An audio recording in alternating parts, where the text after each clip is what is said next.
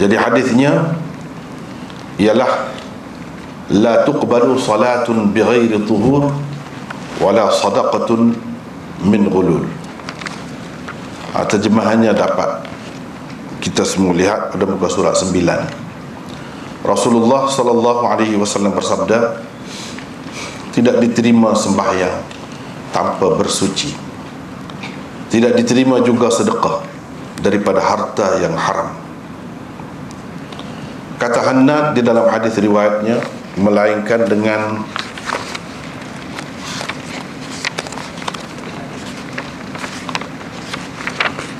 bersuci. Abu Isa, yakni Imam At-Tirmidzi, berkata hadis ini adalah yang paling sahih dan paling hasan dalam bab ini. Berhubung dengan bab ini ada riwayat daripada Abil Malih, daripada ayahnya Abi Hurairah dan Anas. Nama Abul Malih bin Usama ialah Amir. Ada orang mengatakan namanya ialah Zaid bin Usama bin Umair Al-Hudhali.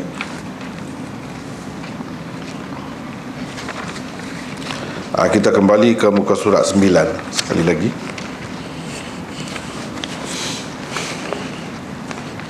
La tuqbalu salatun bighairi tuhur. Tidak diterima sembahyang tanpa bersuci. Apakah maksud tidak diterima itu?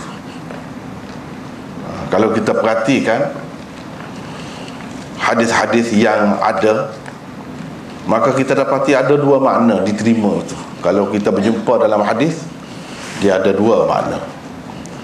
Seperti yang saya kemukakan di bawah tu pada nota 16. Apakah yang dimaksudkan dengan tidak diterima di sini? Di dalam hadis-hadis perkataan qabul didapati mengandungi salah satu daripada dua pengertian berikut. Kalau kita jumpa perkataan qabul dan pecahan-pecahannya, tidak diterima ke, Allah menerima ke, dan sebagainya, maka dia tak lari daripada dua keadaan dari segi pengertiannya. Pertama dipanggil qabul isabah atau qabulul ijza. Antara makna qabul al-isabah atau qabulul ijza yang diberikan oleh sesetengah ulama ialah idza kana asy-syai' mustajmi'an li jami' asy-syara'it wal arkan, iaitu apabila sesuatu mempunyai segala syarat dan rukunnya. Katakanlah sembahyang, maka sembahyang itu cukup segala syarat dan rukunnya. Baru ada qabulul isabah atau qabulul ijza dengan arti sah sembahyang itu. Baru ada sah sembahyang itu, diterima, yang diterima sebagai sah. Itu maksud qabulul isabah atau qabulul ijza. Jadi apabila dikatakan tidak diterima sembahyang, ia mengandungi arti sembahyang itu tidak sah.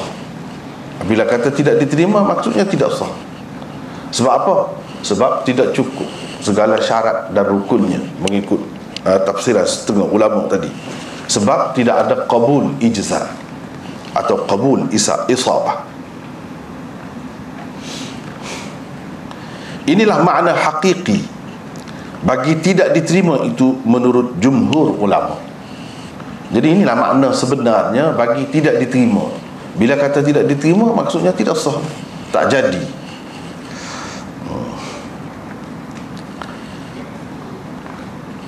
Seolah-olahnya dikatakan sembahyang tidak sah tanpa bersuci.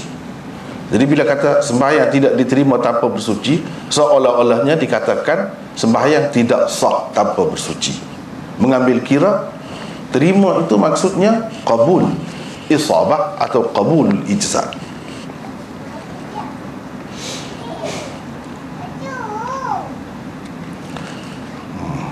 Kenapa sembahyang itu tidak diterima dan tidak sah? Jawabnya ialah kerana syarat untuk sah sembahyang tidak dipenuhi. Sedangkan antara syarat utama untuk sahnya sembahyang seseorang itu ialah suci daripada hadas dan kekotoran. Itulah syaratnya untuk sah. Jadi bila tak ada syarat itu, jadi tidak adalah sah. Jadi maksud kita faham dari mana tidak sah tu, la tuqbalu, tidak diterima. Tidak diterima di situ maksudnya tidak sah.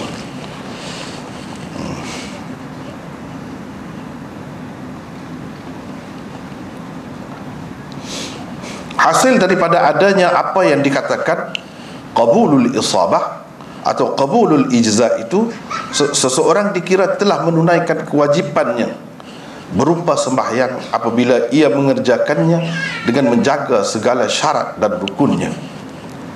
Walaupun belum tentu lagi ia akan mendapat pahala sembahyangnya itu, belum tentu lagi, cuma sembahyang itu diterima. Dari segi sahnya sembahyang itu sudah dikira sah. Dari segi pahala belum tentu lagi nak dapat pahala tu, dia perlu ada benda lain pula. Jadi untuk sah tu saja perlu dipenuhi segala rukun dan syaratnya. Air sembahyang ataupun wudu dan bersuci itu, ataupun bersuci lebih luas lagi, dia termasuk dalam rukun untuk sembahyang. Apa ni syarat untuk sembahyang? Bila tidak ada syarat ini, maka tidak ada juga sah sembahyang itu. Banyak lagi contoh-contoh lain yang selalu diberikan oleh ulama. Misalnya dia kata kalau kita pakai kain, syarat untuk sah sembahyang ialah menutup aurat. Kita tutup aurat kita tu dengan kain yang kita curi, misalnya. Adakah sembahyang itu sah? Sah. Sembahyang diterima dengan arti sah, tetapi sembahyang itu tak ada pahala. Tidak ada satu lagi qabul yang kita akan bincangkan selepas ni. Yang kedua, tidak ada qabul itu. Yang ada hanya qabul yang pertama, sebab syarat zahirnya sudah dipenuhi, sudah tutup aurat. Tapi ada lagi yang tak kena. Bila kita berjumpa dengan perkataan tidak diterima dalam hadis, dia ada dua ni makna dia. Sama ada tidak diterima dengan makna tidak sah atau tidak berpahala. Itu yang kedua, tidak berpahala. Yang kedua namanya qabulul ithabah atau qabulul ijabah. Antara makna qabulul ithabah atau qabulul ijabah yang diberikan oleh sesetengah ulama ialah wuqu'u syai' fi hayyiz mardatillah subhanahu wa ta'ala, iaitu berlakunya sesuatu dengan diredai Allah subhanahu wa ta'ala. Kalau dalam masalah kita ni sembahyang lah, berlakunya sembahyang itu dengan diredai Allah. Allah berkenan begitu, barulah dapat ini qabulul ithabah. Misalnya kita kata kita tutup aurat dengan pakaian yang betul-betul bersih, dengan pakaian yang memang betul-betul hak kita, bukan kita curi dan sebagainya, baru ada qabulul ithabah. Sebab Tuhan redha, Tuhan berkenan dengan perbuatan kita yang seperti itu, baru ada pahala. Kalau tak ada yang ni, tak ada pahala, walaupun sah, tapi pahala tak dapat. Tapi nak dapat pahala dia mesti kena sah dulu. Kalau tak sah, tak boleh pahala. Baru dapat pahala apabila sah dulu. Tapi tidak semestinya kalau sah tu dapat pahala. Dia boleh berlaku sah tapi pahala tak ada, tapi dapat pahala tidak sah, itu tak mungkin. Tak mungkin. Dia nak dapat pahala mesti kena sah terlebih dahulu. Dia kena ada qabulul isabah atau qabulul ijza terlebih dahulu untuk adanya qabulul isabah atau qabul al-ijabah. Adapun yang tadi Tuhan terima dari segi cukup syarat tu, tapi Tuhan tak redha perbuatan kita tu. Kita curi pakaian, curi kain itu dan kita guna buat sembahyang, Allah SWT tak redha. Redha dengan kehendak lain. Semua yang berlaku dengan kehendak dia, tapi tidak semesti kehendak tu redha. Dia berbeza tu. Redha dia lebih tinggi lagi darjatnya. Memang berkenan sungguhlah, sesuai dengan hak dia nak. Itu maksud redha. Allah SWT, orang jadi kafir, jadi ahli maksiat apa semua tu dengan kehendak Allah, tapi bukan Allah redha. Allah tak redha. Inna Allah la wala yarda li ibadihi al-kufr wala yarda li ibadihi al-kufr. Allah SWT tidak redha kekufuran untuk hamba-hamba. Dia tak redha. Tapi semua berlaku dengan kehendak dia. Kehendak lain, redha lain. Jadi apabila ada qabulul isabah ataupun qabulul ijabah, bermakna Tuhan redha, baru ada pahala tu. Kalau tidak, tak ada pahala.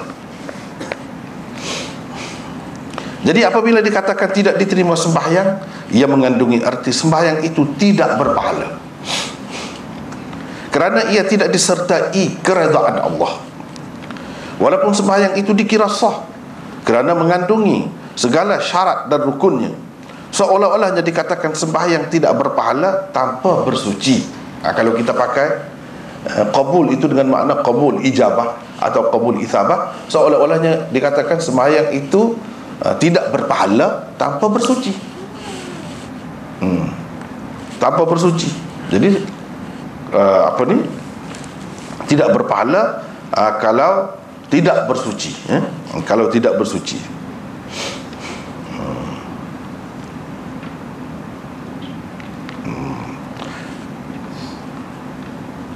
Dengan arti orang yang tidak mendapat keredaan Allah dalam melakukan sesuatu pekerjaan tidak juga akan mendapat ganjaran dan pahala atas pekerjaannya. Jika dipakai sabda Nabi SAW tidak diterima itu dengan makna kedua tadi, ia akan membawa pengertian bahawa sembahyang orang-orang yang tidak bersuci tetap diterima dan sah. Cuma ganjaran dan pahala bagi sembahyang yang dikerjakan itu saja tidak akan diperoleh mereka. Boleh jadi akan difaham gitu, tapi tidak. Salah kalau macam tu, salah. Jadi pahala saja tak ada, sembahyang itu diterima walaupun tidak bersuci. Yang tidak diterima tu maksudnya tidak berpahala. Boleh jadi orang faham begitu. Jadi dengan sebab itu kena tahu beza di antara dua bentuk qabul itu. Apa qabul isabah, qabul ijza, dan apa pula qabul isabah dan qabul ijabah. Itu kena faham. Jadi ringkas ceritanya, qabul ijabah ada pahala lah. Terlebih dahulu dia kena sah dulu. Tapi kalau qabul ijza, dia sah, boleh jadi sah, tapi tidak ada pahala, sebab Tuhan tidak redha.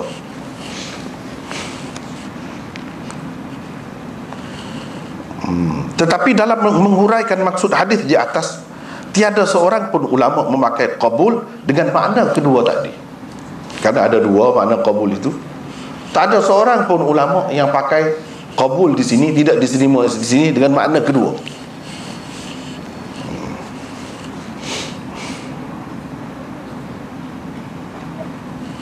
Ia akan membawa pengertian bahawa sembahyang orang-orang yang tidak bersuci tetap diterima dan sah. Cuma ganjaran dan pahala bagi sembahyang yang dikerjakan itu saja yang tidak akan diperoleh mereka. Dia memberi makna begitu. Kalau kita pakai juga, dengan sebab itu tak ada siapa pun yang pakai.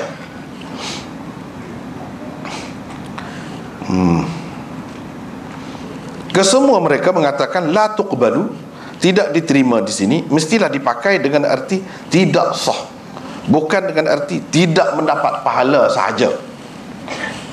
Memanglah pahala tu tak dapat lah, sebab tak sah. Tak sah dan tidak berpahala.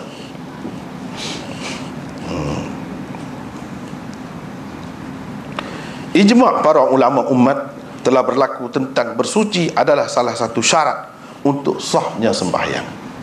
Jadi macam mana kita nak kata tidak diterima di sini hanya tidak berpahala? Dari segi sah tu diterima. Mana boleh? Tak boleh. Kalau tanpa bersuci ni sudah ijma'. Ulama mengatakan tanpa bersuci sembahyang tidak diterima dengan arti tidak sah. Semua terima begitu. Jadi kita jangan keliru lah, jangan pakai tidak diterima di sini dengan makna kedua. Dengan makna kedua. Mereka juga telah ijma' tentang haramnya bersembahyang tanpa bersuci terlebih dahulu. Haram. Kalau kita nak sembahyang saja-saja, nak berlakon, tak boleh. Ataupun Kita kata kita sedang bersembahyang, lepas tu batal air sembahyang kita. Kita teruskan juga, sebab kita duduk dalam masjid di bahagian depan, susah nak keluar. Jadi kita malulah nak keluar. Nak meredah saf itu haram, berdosa pula kita. Jadi tak boleh, kalau batal air sembahyang kena keluar lah, ikutlah macam mana pun. Dalam keadaan itu tidak perlu kita meredah saf lagi. Kalau susah sangat, kita boleh dibenarkan melintasi orang yang bersembahyang itu pun boleh, tidak salah dalam keadaan darurat lah. Tapi kalau mudah kita reda ke belakang itu, tanpa melintas mereka, itu lebih baik. Sebab kita berada dalam keadaan tidak suci dalam sembahyang itu berdosa, haram.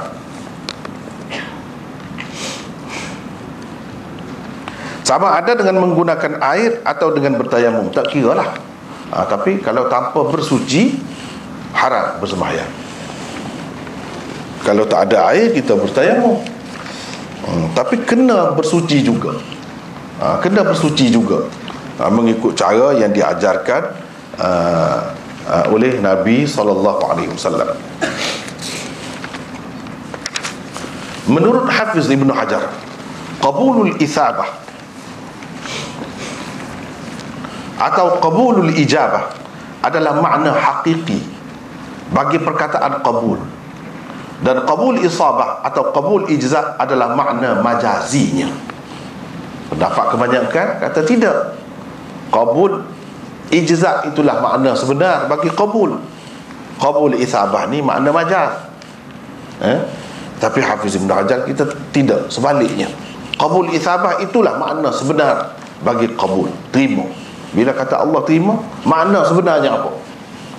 Dia bagi pahala, itu makna sebenar. Sah tu nombor 2, itu makna majazi, bukan makna sebenar. Bukan makna sebenar. Jadi tak apalah, ini dari segi makna majazi, makna hakiki ni, ya kalau orang yang belajar dah, dia faham, tak ada jadi masalah kepada dia. Tetapi kalau yang tidak belajar, mungkin dia tidak faham apa makna hakiki, apa makna majazi. Makna majazi itu maksudnya makna pinjaman, makna bukan sebenar. Makna bukan sebenar.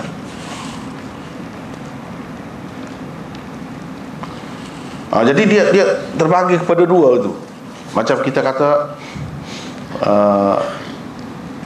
selalulah kalau dalam bahasa Arab dia guna begitu. Dia kata singa. Singa kalau untuk binatang tu, itu makna sebenar. Tapi kalau singa untuk orang yang berani, bukan makna sebenar.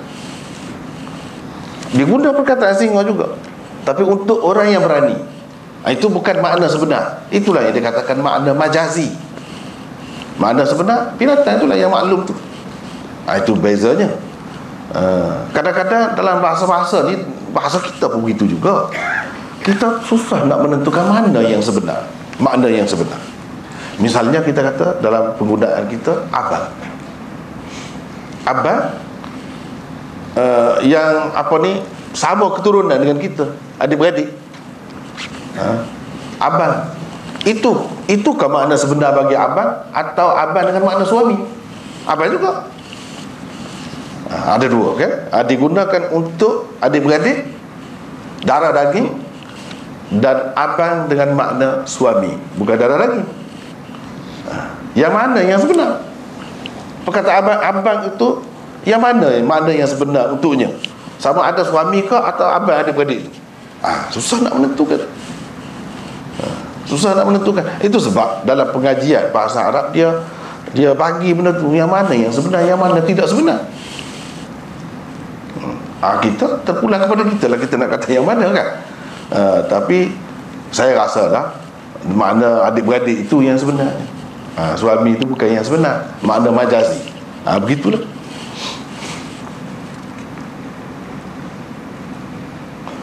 Soal kenapa perkataan qabul di dalam hadis ini tidak dipakai dengan makna hakikinya, malah sebaliknya dipakai dengan makna majazinya. Kenapa?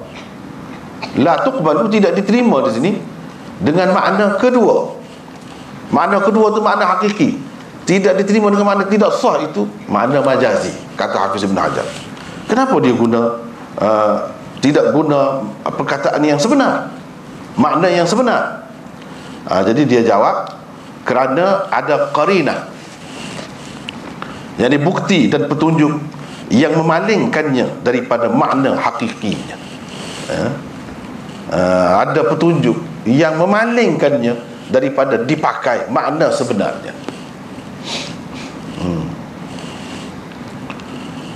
Jadi misalnya kita kata singa tadi, kalau kita kata saya tengok singa dalam bilik tu sedang membaca buku, jadi sedang membaca buku, itulah qarinah, dia panggil qarinah, atau bukti petunjuk yang menunjukkan bukan singa sebenar.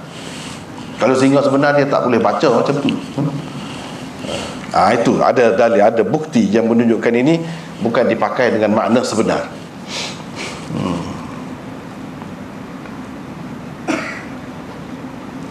Begitu juga setelah dia bersama dengan abangnya selama 5 tahun, dia mendapat 2 orang anak. Jadi abang itu dengan makna suami itu, bukan dengan makna abang adik-beradik betul. Jadi abang dipakai dengan makna majazi. Begitulah cara. Begitu juga ulama-ulama ni faham sesuatu hadis itu adakah di sini dipakai dengan makna sebenar atau tidak sebenar. Kenapa tidak dipakai makna sebenar, dipakai makna majazi? Macam mana kita faham yang ini makna majazi? Macam tadi lah. Kalau dalam bahasa kita mudah gitu, kita tengok, fikir sendiri lah. Takkanlah adik-adik sendiri dapat anak macam tu. Jadi jelaslah abang itu bukan dipakai dengan makna sebenar, tapi dengan makna majazi, makna pinjaman. Qarinah itu ialah ijma' ulama tentang sahnya sembahyang, tidak sahnya sembahyang tanpa bersuci. Itu qarinah. Ibnu Daqiq al-Aid pula berpendapat perkataan qabul dikongsi bersama oleh kedua-dua makna yang tersebut tadi. Kedua-dua makna itu sama kuat untuknya. Dia kata ini mustarak, ini makna mustarak qabul ini sama kuat. Tak boleh kita nak kata yang ini makna sebenarnya, yang ini makna majazinya. Tak boleh kita kata begitu, sama kuat. Jadi kita sepatutnya memilih sikap tawakuf dalam hal ini. Dia kata, itu pendapat dia, mengambil sikap tawakuf, tidak memihak pada mana-mana lah, tidak memihak pada mana-mana. Dan Allah SWT kata tidak diterima, Allah dia tidak menerima. Nabi SAW kata tidak diterima, maksudnya Allah lah tidak terima, tak terima begitu. Jangan kata dengan makna tidak sah itu lebih kuat, atau dengan makna tidak berpahala itu lebih kuat. Jangan kata begitu, mengikut pendapat dia. Contoh lain daripada hadis yang juga menggunakan perkataan qabul dengan arti qabulul isabah atau qabulul ijza' atau qabul dengan arti sahnya sesuatu amalan ialah hadis berikut ini. Ini qabul di sini tidak diterima dipakai dengan makna qabul ijza', tidak sah, iaitu la tuqbalu salatu haidin illa bi khimar. Tidak diterima sembahyang perempuan melainkan dengan bertudung kepalanya. Jadi tidak diterima ni tidak berpahala saja ke sembahyang itu sah atau tidak sah? Semua ulama kata tidak sah. Jadi bermakna qabul di sini dipakai qabul ijza'. Tidak diterima tu dengan arti tidak sah.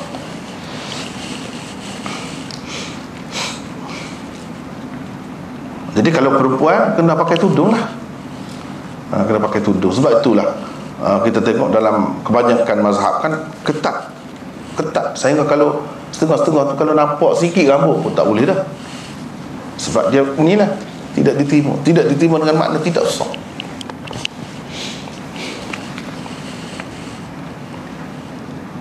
Tapi kalau dalam mazhab Hanafi dia ada kelonggaran di situ. Dia pun terima juga, tapi maksudnya tudung. Tidak mestinya bila seseorang itu bertudung langsung tak keluar rambut dia sikit sebanyak. Sikit sebanyak keluar tu dia tak kisah. Jadi kelubung biasa. Apa ni kata, tak payah pakai telekung.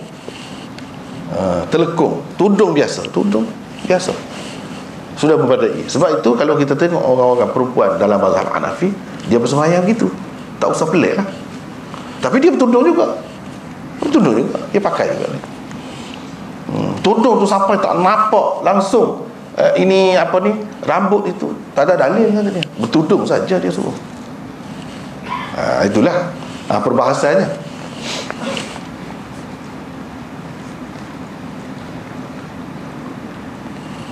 Maksud tidak diterima yang tersebut di dalam hadis ini ialah tidak sah. Yakni qabul itu dipakai dengan arti yang pertama, ada dua tadi, qabul isabah, qabul ijza. Itu yang pertama. Qabul isabah dan qabul ijabah, itu yang kedua. Di sini tidak diterima dipakai dengan arti tidak sah.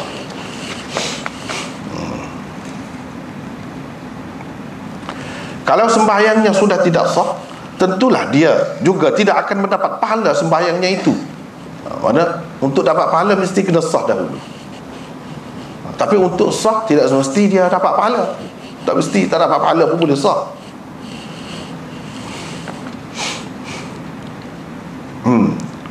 Misalnya orang yang bersembahyang qasar, jamak, dalam perjalanan dia untuk pergi buat maksiat, misalnya memang niat dia nak pergi buat maksiat, ikutlah maksiat apalah, kalau lagi besar lagilah kita kata.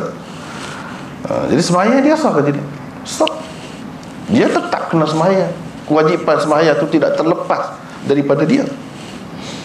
Walaupun dia nak pergi maksiat, dia nak pergi berzina sekalipun, tapi pahala tak ada. Pahalanya tak ada. Sebab Tuhan tidak redha begitu. Kemudahan yang dia bagi itu bukan untuk maksud benda-benda macam tu. Jamak dan qasar ini satu kemudahan yang diberikannya itu bukan untuk tujuan-tujuan seperti itu. Kalau kita kata tak sah, mana tak perlu sembahyang. Dalam dia kalau dia sembahyang pun tak sah. Tapi tak ada dalil yang menunjukkan begitu. Macam mana pun dia kena sembahyang. Kira-kiranya lepas dah tanggungjawab dia sebagai seorang Islam yang wajib bersembahyang tu, lepas dah dari segi itu.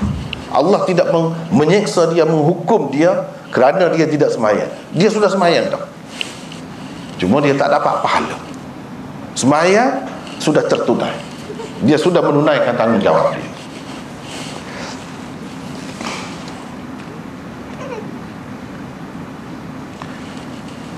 Antara contoh hadis yang menggunakan perkataan qabul dengan arti qabulul isabah atau qabulul ijabah atau qabul yang memberi arti adanya redha Allah ialah dua hadis berikut ini.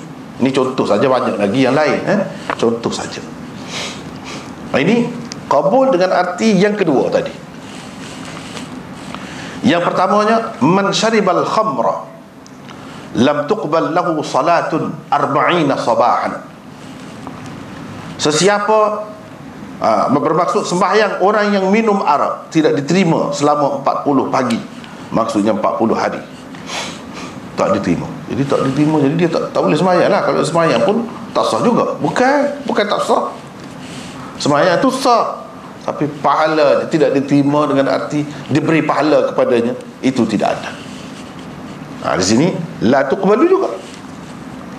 Jadi kita kena faham bila berjumpa dalam hadis la tuqbalu ni, antara dua tu yang mana satu. Sebab tidak ada dalil hadis yang menunjukkan orang yang minum arak ni, kalau dah dia minum arak, Nabi larang kau, sahabat larang kau, tak ada guna kamu sembahyang. Kalau kamu sembahyang pun tak sah. Tak ada macam tu. Dan dia tetap bertanggungjawab bersembahyang. Bila sampai masanya, dia kena bersembahyang. Dan dia bersembahyang dari segi tertunai tanggungjawab dia, ialah Tuhan tak tanya dah dia besok nanti kenapa dia tidak sembahyang. Dia sudah sembahyang, cumanya pahala dia tidak ada. Itu maksud tidak diterima di sini.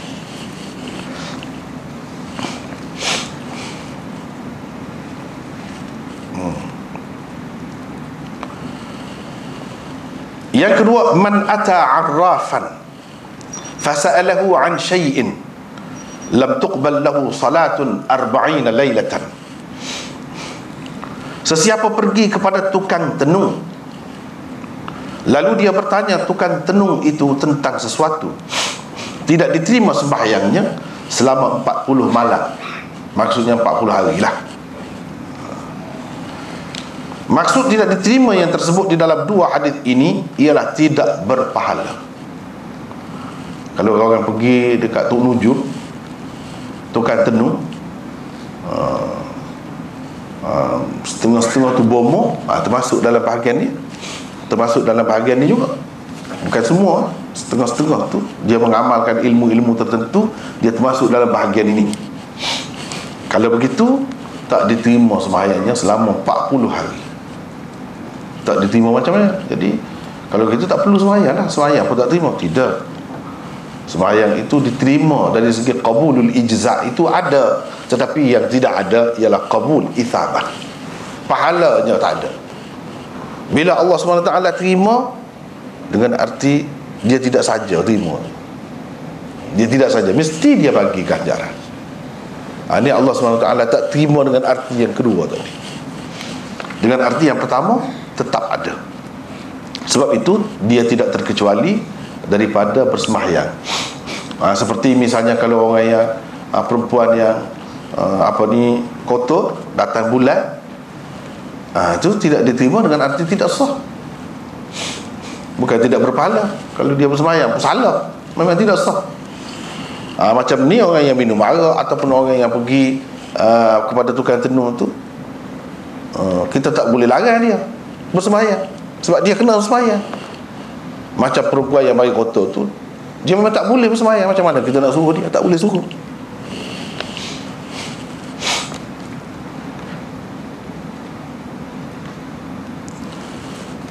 Gitulah.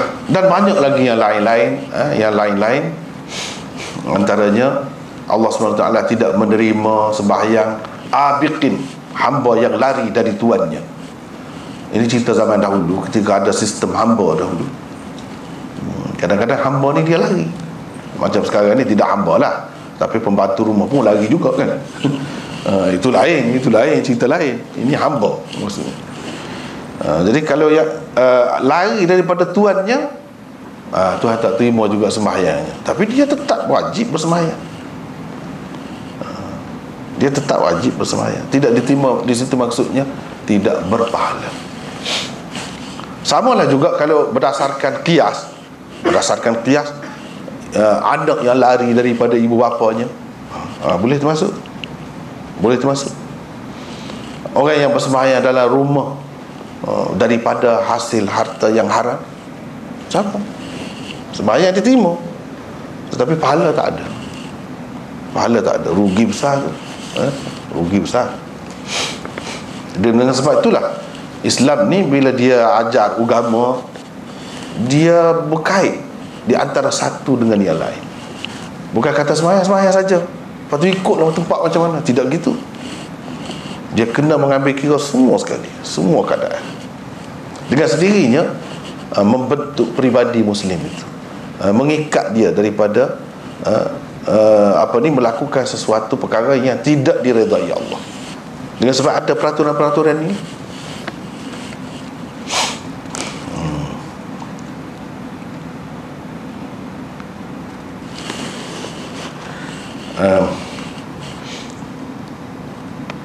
Tidak ada satu pun dalil yang menunjukkan sembahyang orang yang minum arak atau orang yang pergi menemui tukang tenung itu tidak sah selama 40 hari. Tidak ada juga hadis yang membebaskan mereka daripada sembahyang dalam masa itu, kerana sembahyang mereka tidak sah. Kalau tidak sah, apa gunanya mereka bersembahyang? Kalau begitu, seharusnya tidak diterima itu dipakai dengan arti tidak berpahala. Itulah bendanya. Itu dari satu sudut, iaitu kita macam mana ulama ni faham di sini tidak diterima dengan makna tidak berpahala. Tidak diterima sini dengan arti tidak sah. Itu satu kaedah kita sudah bagi, iaitu qabul terbahagi kepada dua. Itulah asasnya. Kenapa yang macam ni tidak diterima dipakai dengan arti tidak sah, yang macam ni tidak diterima dipakai dengan arti tidak berpahala. Sembahyang itu sah, tidak berpahala. Dia merujuk kepada kaedah tadi.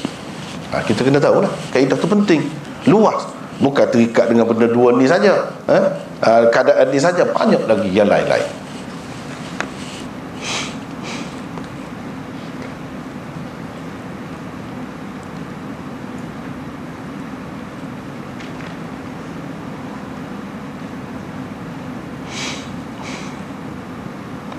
Kemudian kalau kita lihat dari sudut lain pula, maksud hadis ni, la tuqbalu salatun bighairi tuhurin wala sadaqatun min ghululin, ini kalau kita tengok dari sudut lain pula, apa maksudnya? Kita nak tengok dari semua sudut lah. Itu yang huruf tebal tu, maknanya perbincangan lain lah, dari sudut lain. Jika hadis di atas dilihat secara sepintas lalu, mungkin juga difahami daripadanya satu sembahyang sahaja yang tidak diterima.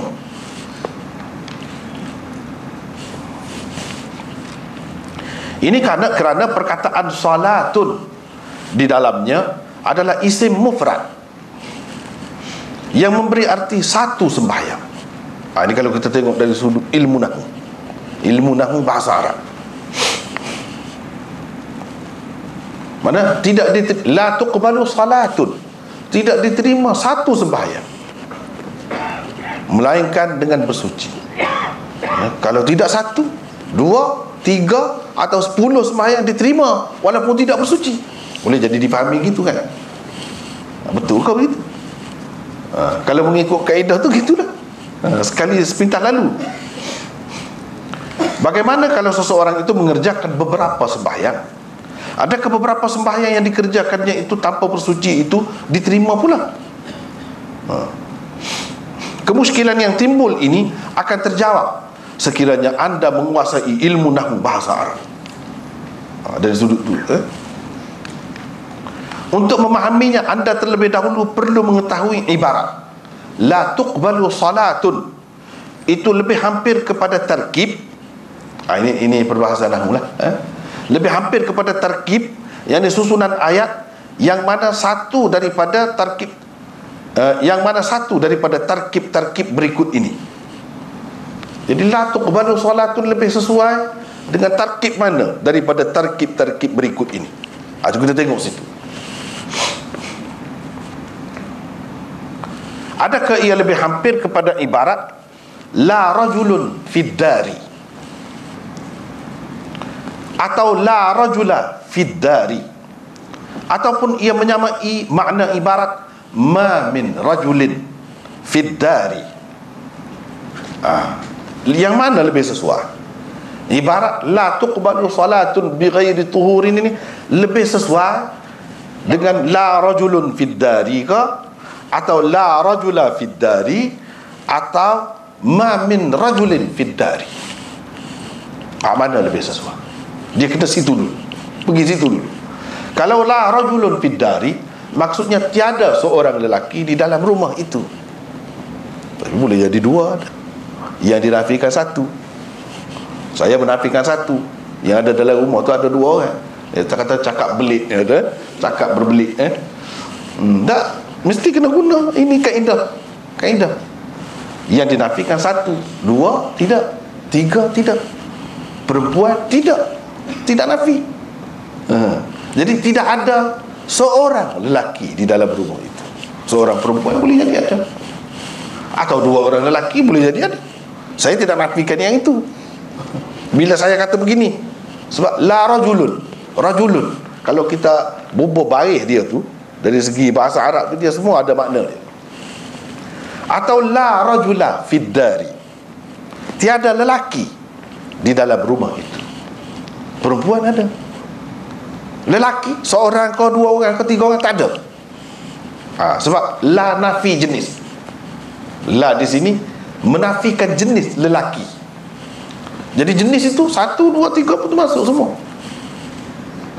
Ataupun ia menyamai makna ibarat ma min rajulin fid dari, tiada seorang pun lelaki di dalam rumah ini atau rumah itu. Jadi la tuqbalu salatun bighairi tuhurin itu lebih sesuai dengan yang mana? Satu daripada tiga. Dia termasuk dalam mana? Sama-sama nafi itu. Sama-sama nafi. Tidak diterima sembahyang itu tidak terima macam mana? Satu sembahyang, atau semua sembahyang, atau satu pun sembahyang tidak diterima, atau macam mana? Itu kena tengok dari sudut nahwu. Di dalam Al-Arfus Syadi, Syarah Tirmizi oleh Maulana Muhammad Anwar Shah Kashmiri, ada perbahasannya. Dia ada bahas itu. Dia kemukakan benda ni. Jadi saya pun ambil situ. Boleh kita tumpai juga kan. Disebutkan di dalamnya la rajulun fid dari, memberi arti tidak ada seorang lelaki di dalam rumah. Ia tidak menafikan kemungkinan adanya dua orang lelaki atau lebih di dalamnya. Tidak juga ia menafikan adanya seorang perempuan atau lebih di dalamnya. Kalau kata begitu, yang dinafikan adalah seorang lelaki sahaja.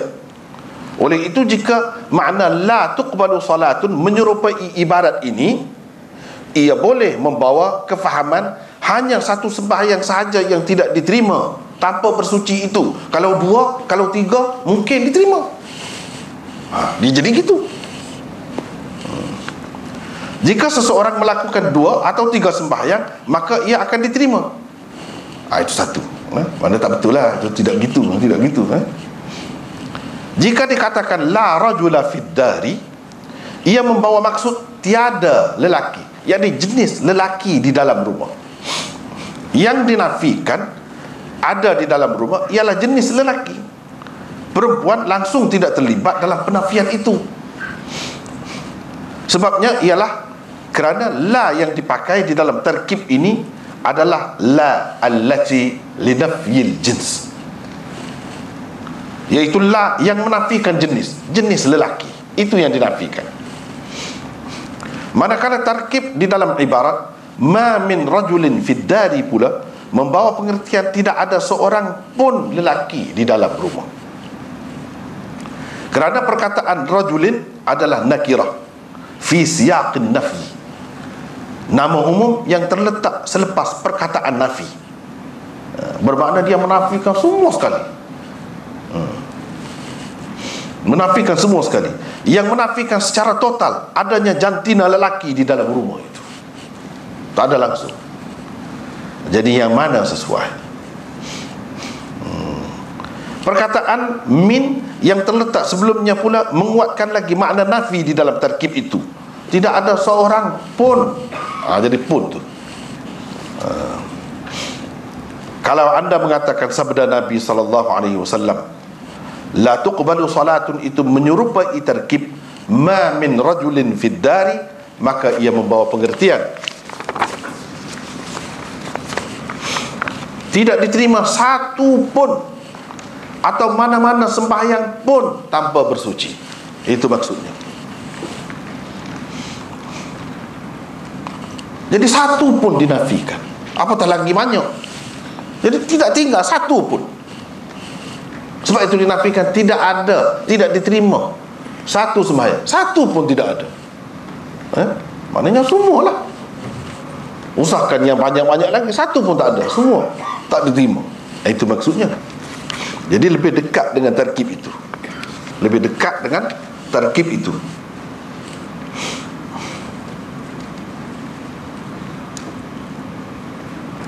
Terkib itu maksudnya susunan ayat lah. Lebih dekat dengan susunan ayat tu. Pengertian inilah yang paling tepat dengan kehendak dan maksud hadis di atas. Daripada penjelasan tadi dapat difahami bahawa bersuci daripada hadas, sama ada besar atau kecil, adalah syarat yang dimestikan sebelum seseorang mengerjakan sembahyang apa sekalipun. Jadi nafi itu untuk semua sekali sembahyang. Kalau kata sembahyang tidak diterima dengan arti tidak sah tanpa bersuci. Tanpa bersuci. Tidak ada satu pun sembahyang, ikutlah sembahyang apa pun. Kalau kata sembahyang tidak diterima tanpa bersuci. Habis di situ. Itu perbincangan yang kedua. Perbincangan yang ketiga, terdapat beberapa perkara lagi berkaitan dengan hadis ini yang memerlukan penjelasan. Perkara pertama, jika diperhatikan kepada zahir hadis Ibnu Umar di atas, ia kelihatan terlalu umum. Tidak dapat dipastikan atas siapakah diwajibkan bersuci sebelum mengerjakan sesuatu sembahyang. Tidak diterima sembahyang. Sembahyang siapa? Sembahyang siapa? Adakah ia diwajibkan ke atas tiap orang yang hendak bersembahyang, atau ke atas orang yang berhadas yang hendak bersembahyang? Tak jelas tu. Kalau kita tengok hadis tu, dia sebut umum sangat.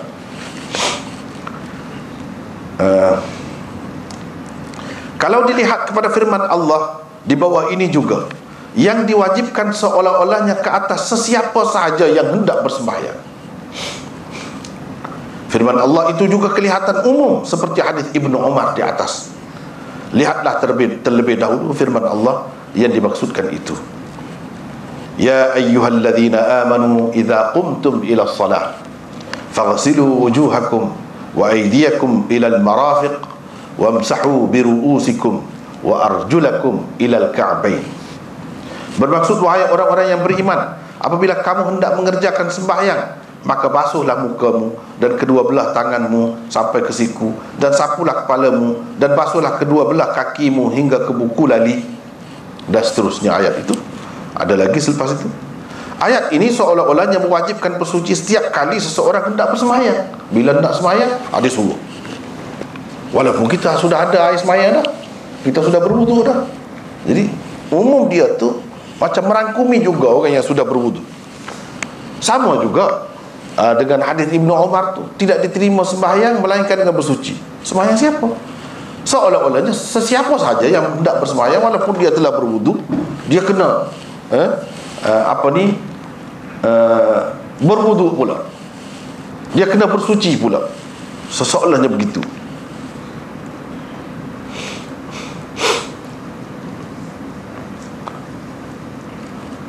Walaupun ia tidak berhadas, memang ada pun sesetengah salaf beramal mengikut zahir ayat ini, memang ada pun. Tetapi kebanyakan ulama tidak menerima begitu. Kebanyakan ulama kata maksudnya yang berhadas lah, itulah yang perlu bersuci. Yang tidak berhadas, yang sudah suci dah, yang sudah ada air sembahyang dah misalnya, dia tak perlu dah.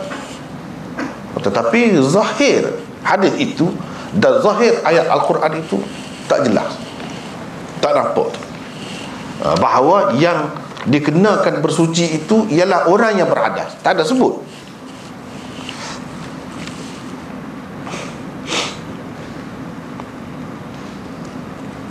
Tetapi kebanyakan ulama tidak menerima begitu. Menurut mereka, kalau ayat itu memberi arti seseorang wajib mengambil wuduk setiap kali hendak bersembahyang fardu sekalipun, ia kemudiannya dimansuhkan kewajibannya itu. Jadi tidak wajib dah. Kalau kita terima, memanglah setiap kali nak sembahyang kena ambil air sembahyang dulu, tapi itu sudah dimansuhkan kewajibannya. Yang ada memang bagus kalau dia nak ambil air sembahyang pula dalam keadaan dia sudah ada air sembahyang pun, itu istihbab, boleh. Begitu. Orang panggil, kita panggil tajdidul wudu. Tajdidul wudu, memperbaharukan wudu, boleh begitu. Sekadar itu sajalah maksudnya. Kalau yang sudah bersuci itu, ayat ataupun ayat itu sekadar menggalakkan bersuci sebelum bersembahyang, maka ia tidak lebih daripada memberi arti sunat atau istihbab sahaja kalau begitu. Setelah berlaku sedikit khilaf di kalangan salaf, kemudiannya telah berlaku ijma' tentang tidak wajib berwudu setiap kali hendak bersembahyang. Yang diwajibkan berwudu ketika hendak bersembahyang hanyalah orang yang berhadas. Hadis berikut menjelaskan maksud sebenar ayat wudu dan hadis Ibnu Umar yang dikemukakan di atas. Rasulullah sallallahu alaihi wasallam bersabda, "La yaqbalullahu salata ahadikum idza ahdatha hatta yatawadda." Ni kalau kita tengok hadis ni baru jelas. Ayat Quran itu pun jadi jelas maksudnya. Hadis Ibnu Umar yang tidak jelas tadi pun jadi jelas. Bermaksud Allah tidak menerima sembahyang seseorang daripada kamu apabila ia berhadas sebelum ia berwudu. Sebelum ia berwudu, Allah tak terima sembahyang seseorang apabila ia berhadas. Jadi yang tidak diterima tu dalam keadaan berhadas. Kalau tidak berhadas diterima. Cuma dalam ayat tadi kenapa dia tak ada sebut? Dia tak ada sebut tu sekadar eloklah kalau kita buat. Walaupun kita sudah ada air sembahyang dah, kita nak ambil air sembahyang pula, elok, boleh. Dan hadis Ibnu Umar tadi mesti kita nak fahamnya mesti kena tengok hadis ini. Jadi dengan sebab itulah hadis ke Quran ke apa ke, dia tak boleh tengok satu tempat, satu hadis saja. Sebab tu dia kena ahli dia. Sebab ahli dia akan tengok semua tempat, barulah dia buat kesimpulan. Jadi di sini apa maksudnya?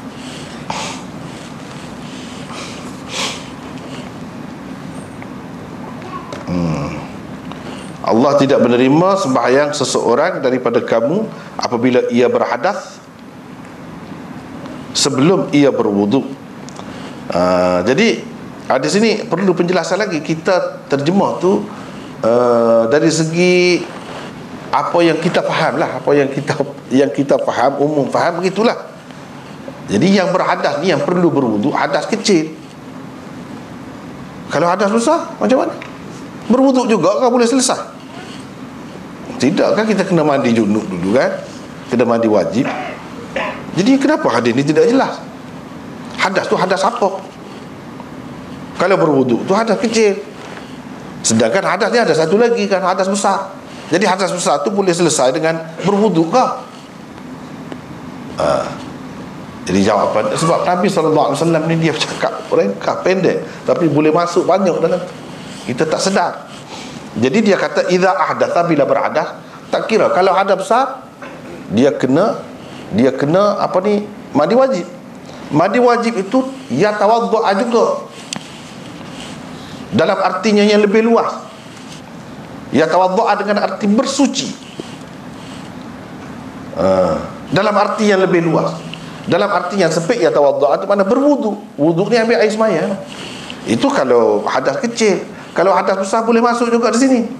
Ya tawaddu'a itu dalam arti yang lebih luas kita pakai, termasuk juga dengan arti mandi wajib. Selagi seseorang itu berhadas besar, dia tidak mandi wajib, tidak sah sembahyang. Allah tidak terima sembahyang yang dengan arti tidak sah. Selagi seseorang itu berhadas kecil dan dia tidak mengangkat hadas itu dengan berwuduk, sembahyangnya tidak diterima, dengan arti tidak sah. Itu maksud dia. Jadi termasuk kedua-duanya di sini. Termasuk kedua-duanya di sini. Kemudian kalau pergi kepada pecahan-pecahan kecil dia tu, orang panggil furu', itu termasuk dalam masalah furu'. Itu kerja fiqh lah pula. Itu kerja fiqh, bidang kuasa dia, bidang dia. Misalnya kalau seorang itu berjunub dan dia juga berhadas kecil, kalau dia mengangkat hadas besar dia tu dengan mandi saja, tak berwuduk, sah ke tidak? Itu fiqh lah. Masuk situ. Kalau dalam hadis dia tak sebut, dia sebut yang asas. Kalau nak yang halu-halu lagi, pergi kepada fiqh lah yang mengatakan tidak perlu dah berwuduk kalau dalam keadaan tu. Kedua-duanya terangkat sebab kita buat yang besar. Kita mengangkat hadas besar, tak berwuduk pun sah. Padahal tadi kita buang air kecil, bukan kita berjunub saja. Selepas tu kita buang air kecil, kita buang air besar dan sebagainya, yang memerlukan wuduk. Jadi bila kita mandi, mengangkat hadas besar, mandi wajib, kita tidak ambil air sembahyang, tidak berwuduk, pun sah sembahyang kita, sebab dia sudah merangkumi dah. Tapi kalau kita dua perkara tadi, hadas besar dan hadas kecil, kita lakukan, ada pada kita.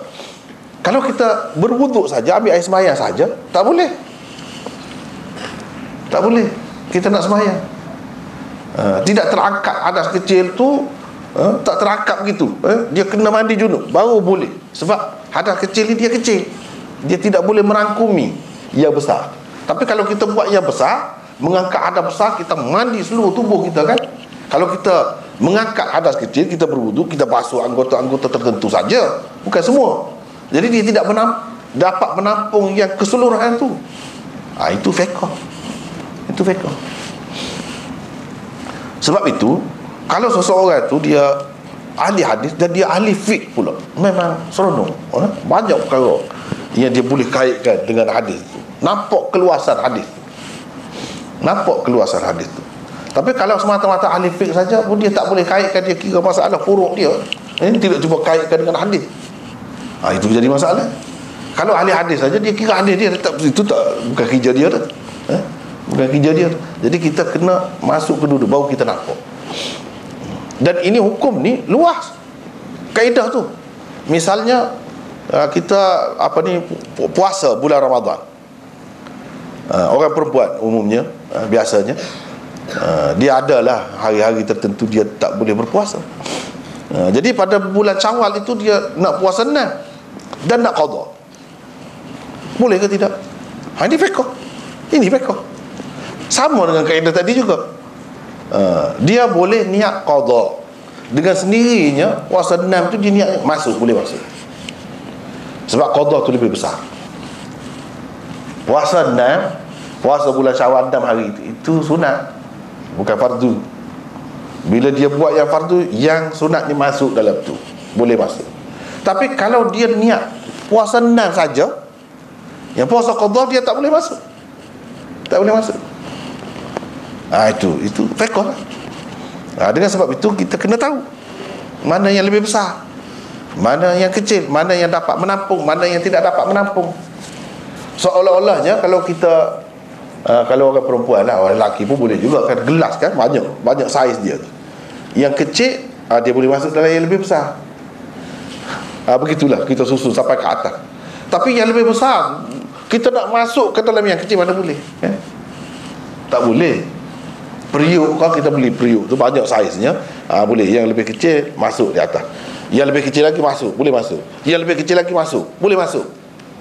Tetapi kalau yang paling besar tu kita nak letak yang paling kecil, usahakan yang paling kecil, yang paling besar dalam di kalangan dia tu pun, tapi lebih kecil daripada, tak boleh masuk juga. Sama, ini pun sama. Jadi logik, masuk akal. Kita tengok hukum-hukum agama, masuk akal. Banyak lagi perkara-perkara yang lain yang termasuk dalam kaedah ini. Jadi jelaslah yang dikatakan tidak diterima sembahyang itu melainkan dengan berwudu, melainkan dengan bersuci, itu maksudnya kalau dia berhadas. Kalau dia tidak berhadas, tak apa, diterima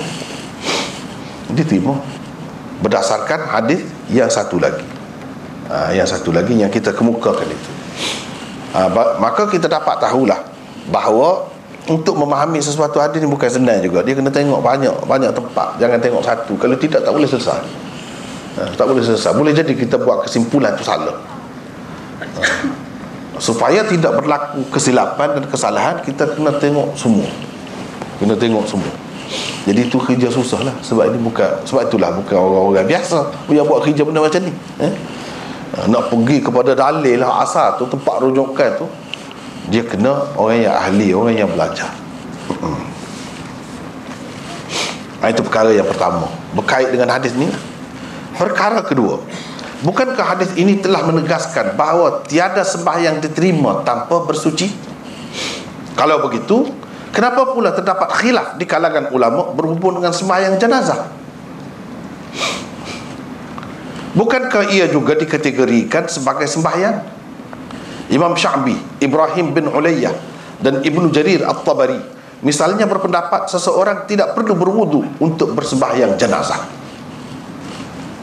Imam Bukhari juga dikatakan berpendapat demikian, tetapi itu tidak lebih daripada dakwaan semata-mata. Tak betul kata Imam Bukhari kata begitu. Puncak kekeliruan orang-orang yang mendakwa Imam Bukhari juga berpendapat begitu ialah kata-kata beliau ini, innama huwa du'a kasairil ad'iyah. Ia yang sembahyang jenazah itu hanya doa seperti doa-doa yang lain. Jadi orang pun buat kesimpulan, macam Imam Bukhari ni, kalau doa mana syarat nak wudunya, sucinya. Kalau doa tidak ada syarat suci. Jadi mereka faham, Imam Bukhari pun berpendapat sembahyang jenazah ni tidak perlu berwudu, tidak perlu suci. Dalam keadaan tidak suci pun boleh. Itu satu kekeliruan. Kadang-kadang kita kata kepada seseorang tu, sebenarnya dia tidak kata gitu. Kita silap faham. Kita kata Imam Malik kata boleh makan anjing lah, macam-macam. Itu tak betul. Tak betul.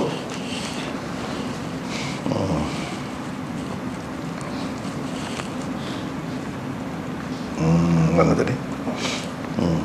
Fikir mereka untuk berdoa, adakah kita mesti berwudu?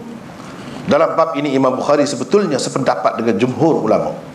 Maksud sebenar beliau dengan kata-katanya itu ialah menyatakan hakikat dan maksud utama sembahyang jenazah. Hakikat dan maksud utama sembahyang jenazah ialah mendoakan kebaikan untuk si mati. Bukan sekali-kali beliau maksudkan dengan kata-katanya itu menyatakan hukum sama ada sah atau tidak sembahyang jenazah tanpa berwudu. Jadi, tapi yang jelas berpendapat begitu ramai juga. Sya'bi misalnya, Ibrahim bin Ulayyah, Ibnu Jarir At-Tabari, itu orang hebat-hebat tu, bukan calon-calon orang juga. Menurut jumhur ulama, pendapat Sya'bi dan orang-orang yang sehaluan dengannya itu adalah syadz, pendapat ganjil. Ini kerana terdapat beberapa hadis yang jelas mengkategorikan sembahyang jenazah sebagai sembahyang. Dia sebut sembahyang jenazah. Jadi bagi orang yang kata tidak sembahyang, dia kata, cuba tengok, sembahyang apa? Mana rokok? Mana sujud? Tak ada. Itu alasan dia lah. Alasan dia.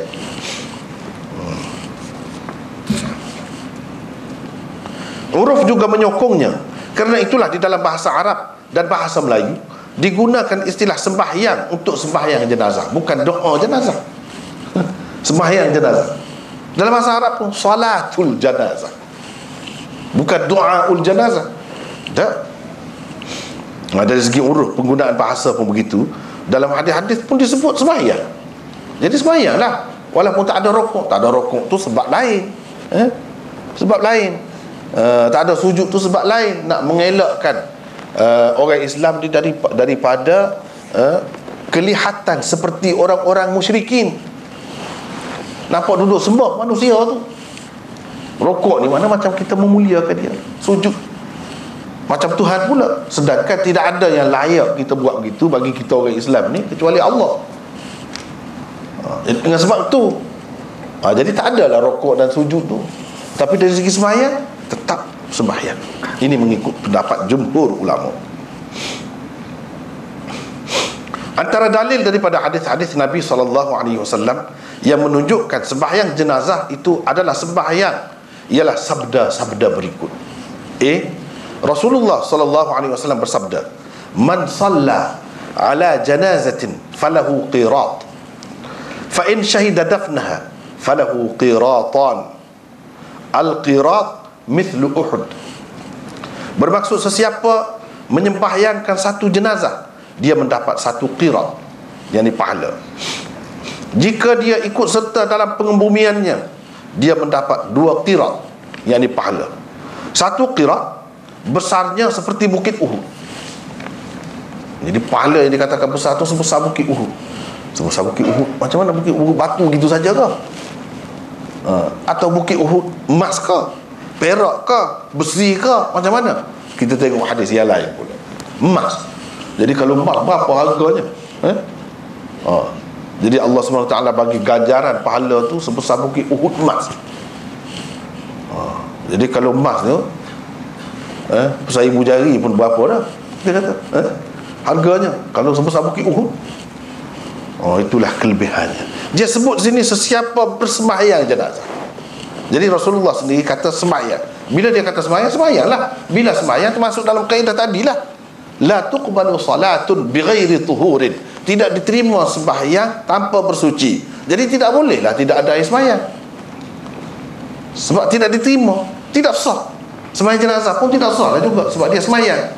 Kan tadi kita sudah bicara, tidak ada satu pun sembahyang. Jadi kalau ini sembahyang juga, maka tidak diterima lah, tidak sah lah kalau tidak bersuci.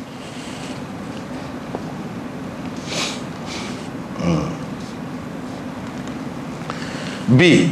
Nabi SAW ketika menyuruh para sahabatnya bersembahyang jenazah bersabda, "Sallu ala sahibikum." Sallu ala sahibikum bermaksud sembahyangkanlah jenazah sahabatmu ini. Dia sebut sembahyang. Boleh jadi ini orang tadi dia ada cara dia sendiri, jangan kita pandang lekeh pula ke dia. Dia ada cara dia sendiri. Dia kata sallu bukan arti doa pun boleh. Dia kata gitu. Man shalla ala janazatin, shalla asal makna dalam bahasa Arab, solat itu doa. Asal maknanya. Jadi sembahyang ini kita terjemah, Kalau asal perkataan itu sallu, dengan arti doa. Ya ayyuhalladzina amanu sallu alaihi wa sallimu taslima. Misalnya, sallu alaihi, Tuhan memerintahkan kita berselawat. Bersembahyang kepada Nabi. Tidak, selawat tu apa? Doa lah. Dia pergi situ. Jadi dengan sebab tu, dia kita nak berurusan dengan orang-orang cerdiknya, orang pandai ni begitu, lebih kurang. Kalau dia tak mau terima, biarlah. Tapi jumhur ulama kata tidak begitu. Ini sembahyang. Bila sembahyang kena berwuduk lah. Dia duduk kata doa. Bila doa mana perlu berwuduk, mana perlu bersuci.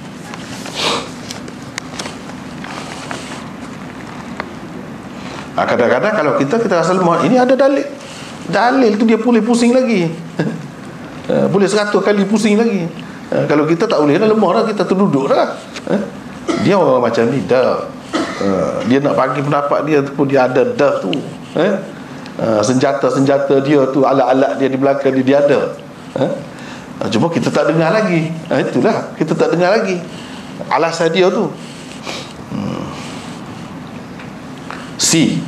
Rasulullah sallallahu alaihi wasallam juga bersabda, "Ma min mayyitin tusalli alaihi ummatun minal muslimin yablughuna mi'atan kulluhum yashfa'una lahu illa syuffi'u fihi." Bermaksud jenazah orang yang disembahyangkan oleh 100 orang Islam dalam keadaan semua mereka memohon syafaat, yakni pertolongan kepada Allah untuknya, sudah pasti diterima Allah permohonan syafaat mereka. Jenazah yang disembahyangkan oleh 100 orang Islam dalam keadaan jenazah yang disembahyangkan, disebut disembahyangkan. Itu kita kata, apa itu kamu terjemah begitu? Disembahyangkan. Saya nak terjemahkan jenazah yang didoakan. Sebab salah itu asalnya dengan makna doa. Dia boleh jadi kata gitu. Susah. Jadi kita tak mahu terima dia, biarlah. Dia nak ikut cara dia, ikut dia. Jadi kalau 100 orang, sebenarnya itu kelebihan lah. Semakin ramai semakin baiklah untuk sembahyang jenazah itu. Ketiga-tiga hadis ini jelas membuktikan bahawa sembahyang jenazah juga dikategorikan sebagai sembahyang, walaupun ia tidak mempunyai rukun-rukun sembahyang yang lain. Melihat kepada hadis-hadis seperti itulah, Imam Bukhari menyimpulkan sembahyang jenazah juga merupakan sembahyang yang memerlukan kepada keadaan suci untuk mengerjakannya. Sebab Imam Bukhari dia tengok, ini sembahyang Nabi SAW sebut sembahyang, walaupun tidak ada rukuk, tidak ada sujud. Jadi perlu juga bersuci kalau kita belum lagi bersuci. Ditambah pula oleh adanya beberapa ciri sembahyang pada sembahyang jenazah itu. Kata Bukhari di dalam sahihnya, Nabi SAW menamakannya sembahyang. Sebab itulah orang kata Imam Bukhari berpendapat itu tak betul, dia tak tengok ni. Imam Bukhari jelas sebut pendapat dia seperti jumhur ulama. Dia kata Nabi SAW menamakannya sembahyang walaupun tidak ada rukuk dan sujud di dalamnya. Ketika persembahyang jenazah itu juga seseorang tidak boleh bercakap. Itu ciri-ciri sembahyang tu. Kalau doa boleh cakap, boleh. Selain itu sembahyang jenazah juga mempunyai takbir dan salam. Doa tak ada takbir, tak ada salam macam tu. Begitu juga dia ada Fatihah lah, baca Fatihah. Kalau doa tak ada macam tu. Tu kita boleh berdoa tak baca Fatihah pun. Ini banyak ciri-ciri sembahyang dan Nabi sebutkan sebagai sembahyang. Bila sembahyang, kalau tidak suci, kita kena bersuci dahulu. Itulah sebab la tuqbalu salatun bighairi tuhur. Balik ke situ juga. Itu kaidahnya, itu pegangannya.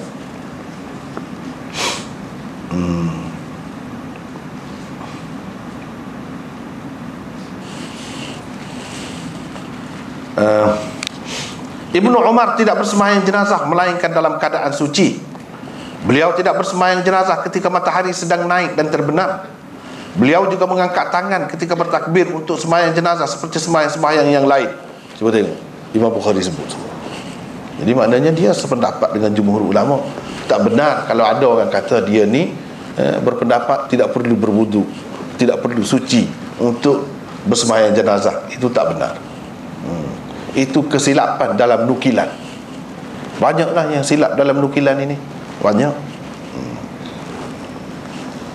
Umpamanya Ibnu Umar dikatakan membenarkan boleh, harus mana seseorang itu bersetubuh dengan isterinya melalui saluran belakang.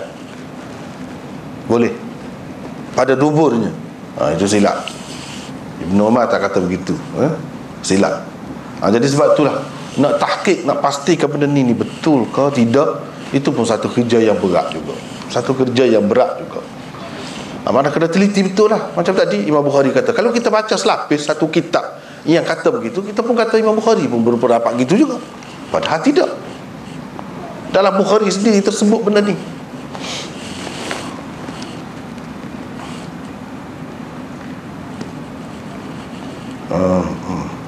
Imam Bukhari juga menulis di dalam sahihnya bahawa jika seseorang berhadas pada hari raya atau pada ketika hendak bersembahyang jenazah, dia hendaklah mencari air. Jelas tu. Yang ni untuk berwudu. Dia tidak boleh bertayamum. Yang dia tidak boleh bertayamum terus dalam keadaan itu, tak boleh. Kena cari air dulu. Kalau tidak ada air, barulah bertayamum. Bertayamum pun dengan arti bersuci juga. Dengan arti bersuci juga. Kenyataan Bukhari di dalam sahihnya ini dengan terang menunjukkan tidak benarnya dakwaan orang-orang yang mengatakan Bukhari berpendapat bersuci tidak perlu untuk bersembahyang jenazah.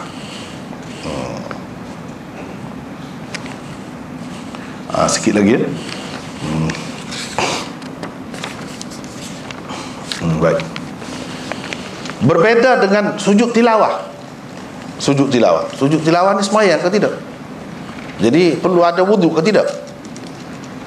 Bila sampai ke ayat itu perlu sujud, itu sujud tilawah. Kita ada ismayah, kita tak ada ismayah, macam mana? Kalau tak ada ismayah boleh sujud ke tidak? Ada khilaf ke tidak? Ini semua ni dia ada kaitan dengan hadis itu juga. La tuqbalu salatun bighairi tuhurin. Sujud tilawah tu orang panggil ismayah ke sujud? Di situ ada khilaf. Kerana dalam masalah ini Imam Bukhari berpendapat tidak perlu ada wudu untuk bersujud tilawah. Kalau ada wudu itu lebih baik. Tidak ada wudu pun boleh. Tak perlu kena pergi ambil wudu dahulu. Dah. Bila kita dengar orang baca, kita tak ada air sembahyang pun boleh sujud. Mengikut dia lah. Kalau kita nak pakai dia lah. Kalau kita tak mahu pakai dia, tak apalah. Antara tokoh yang sependapat dengan Imam Bukhari dalam masalah ini ialah Sya'bi, Ibrahim bin Ulayyah, Abu Abdurrahman As-Sulami, Ibnu Hazm, Ibnu Jarir At-Tabari, Ibnu Taimiyah dan lain-lain. Pendapat ini tidak syad. Ini tidak syad. Yang tadi syad. Kalau persembahyang jenazah tanpa wudu, itu syad mengikut pendapat ulama. Yang ini tidak syad. Tidak syad bermakna kalau dari segi fiknya kita nak buat fatwa pun boleh.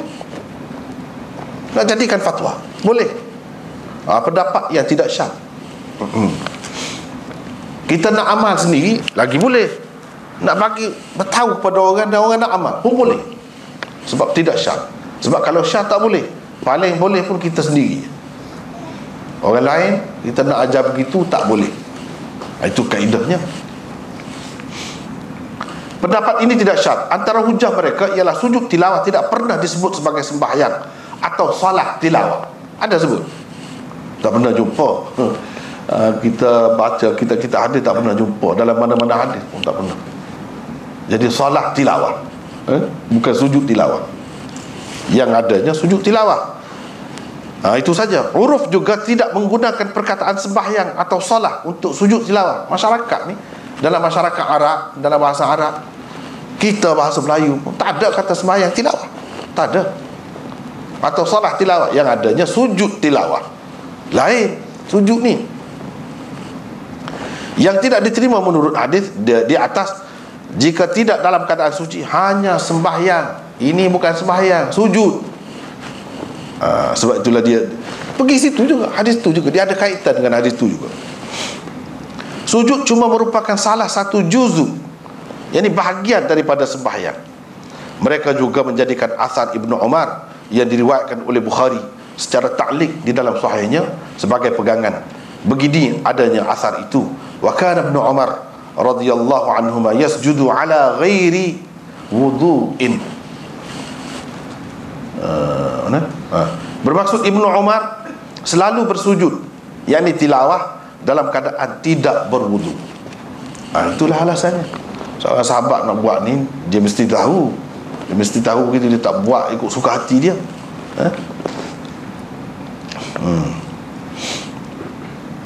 Amalan sahabat juga merupakan hujah menurut mereka.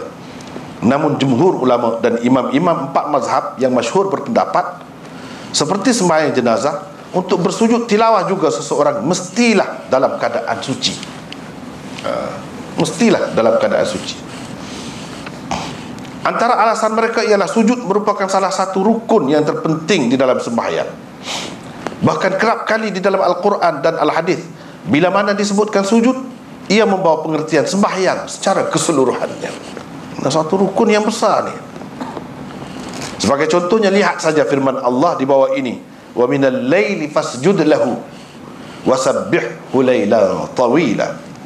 Bermaksud, dan pada sebahagian dari waktu malam bersujudlah kepada Tuhan, yakni dengan mengerjakan sembahyang, dan bertasbihlah memujinya dengan mengerjakan sembahyang tahajud pada sebahagian yang panjang dari waktu malam. Perintah bersujud di dalam ayat ini merupakan perintah supaya melaksanakan sembahyang secara keseluruhannya, walaupun disebut sujud sahaja. Ini orang panggil, dia guna kaedah itlaqil juz wa iradatil kull. Sebut sebahagian tapi maksudnya semua sekali. Sebut sebahagian tapi maksudnya semua sekali. Termasuk dalam kaedah itulah.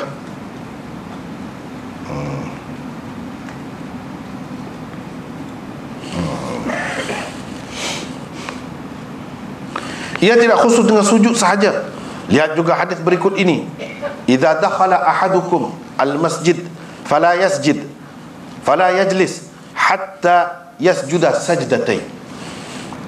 Bermaksud, apabila seseorang daripada kamu masuk ke dalam masjid, janganlah dia duduk sebelum bersujud 2 sujud.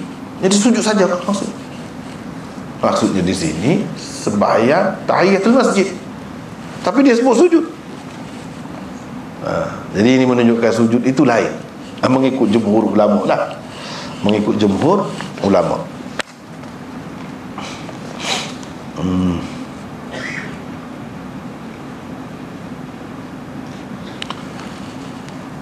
Jelas sekali perkataan sujud di dalam hadis ini dipakai dengan makna sembahyang. Walaupun sujud tilawah tidak disebut sebagai sembahyang, bukankah sujud itu sendiri adalah salah satu rukun sembahyang yang terpenting? Bukankah sujud itu sendiri adalah satu rukun sembahyang yang terpenting? Oleh itu hukumnya juga sepatutnya seperti sembahyang jenazah, perlu berwudu atau bersuci untuk mengerjakannya. Lantaran di dalam sembahyang jenazah juga ada qiyam sahaja sebagai salah satu rukun sembahyang. Ada qiyam saja, itu kita panggil sembahyang. Itu pun perlu berwudu. Ini ada sujud saja, sama juga. Sama juga. Berkenaan dengan asar Ibnu Umar itu, kata mereka, tidak semua nuskhah Sahih Bukhari menyebutkan begitu. Di dalam nuskhah Al-Asili tersebut, yasjudu ala wudu'in, begitu. Bersujud tilawah dalam keadaan berwudu, bukan tanpa berwudu. Bukan ala ghairi wudu, dalam keadaan tidak berwudu, bukan begitu. Riwayat Baihaqi dengan isnad yang sahih juga menukilkan kata-kata Ibnu Umar yang jelas menyokong pendapat jumhur. Kata beliau, la yasjudur rajulu illa wa huwa tahir. Mana tidak boleh seseorang itu bersujud melainkan dalam keadaan dia suci. Itu dalam riwayat Baihaqi. Inilah antara hujah pihak ulama yang berpendapat orang yang hendak bersujud tilawah perlu berkeadaan suci. Imam Ibnul Qayyim adalah salah seorang tokoh hadis yang mempertahankan pendapat Bukhari dan orang-orang yang sehaluan dengan beliau dalam masalah ini. Dia ada banyak khilaf. Ini dia kata tak perlu wudu pula. Jadi benda khilaf ni macam itulah.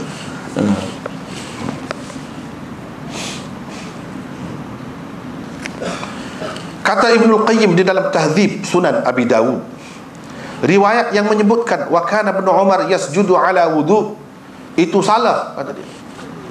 Keliru tu. Ia menyalahi kebanyakan nuskhah Sahih Bukhari. Riwayat yang sebetulnya ialah seperti yang telah dikemukakan di atas dengan lafaz wa kana Ibnu Umar radhiyallahu anhuma yasjudu ala ghairi wudu. Jadi makna beza tu nuskhah Bukhari ni. Yang ni kata begini, yang ni kata begini. Jadi berbeza pula. Imam Bukhari pakai yang mana? Pakai balik dia tidak perlu berwudu. Jadi yang sepatutnya Ibnu Umar ni tidak berwudu lah, sebab dia kemukakan sebagai dalil. Takkanlah nak membuktikan tidak perlu berwudu, dia bawa amalan Ibnu Umar yang berwudu. Takkan macam tu. Jadi kita kena tengoklah mana yang munasabah.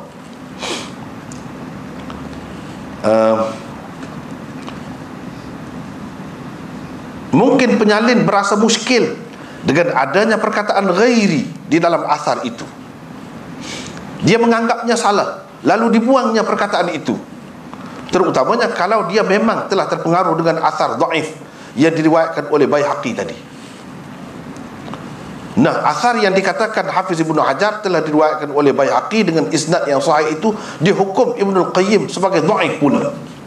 Tengok tengok benda ni dia ada khilaf dari segi hukum tu pun, sebab dia ijtihad, semua ijtihad. Ibnu Hajar kata itu sahih, Ibnul Qayyim kata tidak sahih. Ibnul Qayyim pun orang hebat juga, hebat, tidak kurang daripada Hafiz Ibnu Hajar dia. Banyak lagi alasan-alasan yang dikemukakan oleh Ibnul Qayyim di dalam kitabnya itu untuk menyokong pendapat Bukhari dan orang-orang yang sependapat dengannya dalam masalah ini. Jadi kalau nak panjang lagi, tengok situlah. Tengok situlah. Jadi benda ni benda khilaf. Kesimpulannya benda ni benda khilaf. Yang tidak khilafnya semaya-semaya lain lah. Kalau benda ni sujud tilawah masih lagi khilaf. Bukhari memang benar berada di pihak orang-orang yang mengatakan tidak perlu berwudu. Tidak perlu berwudu. Kita nak pakai yang mana-mana bebas, sebab ini bukan syarat. Bukan syarat. Walau bagaimanapun kalau tanyalah orang-orang yang duduk bahas ni, Ibnu Qayyim ke siapa ke, tuan pendapat tuan mana lebih baik? Ada wudu dengan tidak ada wudu? Semua akan kata lebih baik ada wudu. Cuma dari segi tidak haram. Kalau kita kata tak boleh, haram, dosa. Ini tidak berdosa, sah juga, tertunai juga sujud tilawah tu. Jadi perintah supaya bersujud itu tertunai juga, walaupun dengan tidak ada air sembahyang. Sebab keadaan kita nak ada air sembahyang, nak ada wuduk sentiasa susah juga. Susah juga. Dan sujud tilawah itu tidak semesti kita sendiri yang baca. Kalau kita baca mungkin kita sudah bersedia daripada awal lagi, kita sudah ambil wuduk. Tapi kalau orang lain baca, macam mana? Jadi ini terpulang kepada masing-masing lah, terpulang kepada masing-masing. Perkara ketiga, jadi nampaknya kita setakat itulah dulu, sebab ini perpanjang dah. Setakat itu dulu. Ini masih lagi berkenaan dengan hadis itulah. Ada kaitan dengan hadis la tuqbalu salatun bighairi tuhurin. Setakat itu dulu. Wallahu a'lam. Akhiru da'wana alhamdulillah. Subhanakallah.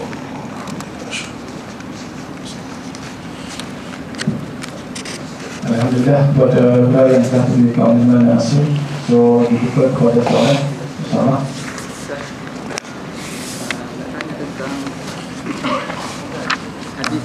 Soalan saya bertulis ataupun saya riset, insyaAllah. So boleh, kalau yang bertulis boleh bawa terus kat pentas, insyaAllah. Berkenaan dengan hadis Man syaribal khamra tu yang meminum arak, lam tuqbal solat. Maksudnya perkataan solat tu dengan lafaz nisbah juga. Tetapi dengan apa nisbah dengan 40 hari itu, adakah memang tidak diterima solat selama 40 hari dia? Dengan sedangkan kalau kita perhati ni bagaimana perbahasan perkataan mufrad dan juga sebelum itu. Jadi apakah makna dari macam tadi lah, maksudnya sembahyang tu jenis sembahyang lah yang tidak diterima, dengan maksud tidak berpahala. Sah. Selama 40 hari lah. Selama 40 hari. Kalau saya tidak komen tu kiranya boleh jadi hujah lah. Boleh jadi hujah lah bagi orang yang berpegang dengan tu, sekurang-kurangnya hasan.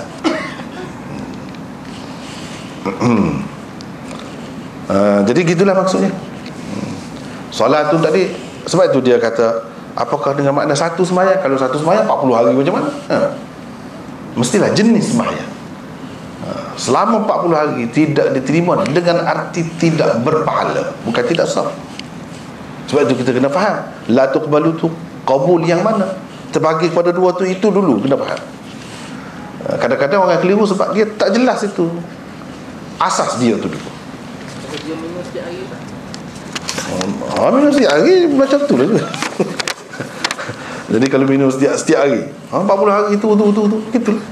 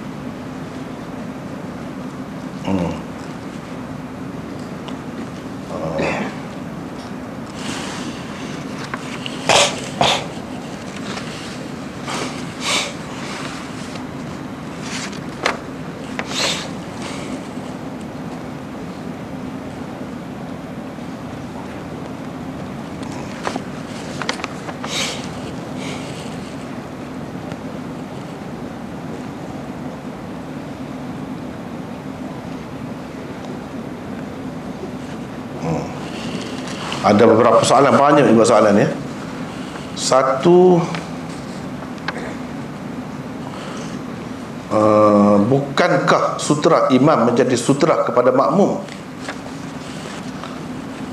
Rasanya ada hadis. Ini saya tak apa jelas ya, tulisan ini. Apa ni? Rasanya kah ada hadis akan hal ini? Tak jelas. Maksud nak tanya ada hadis tak? Gitu kah?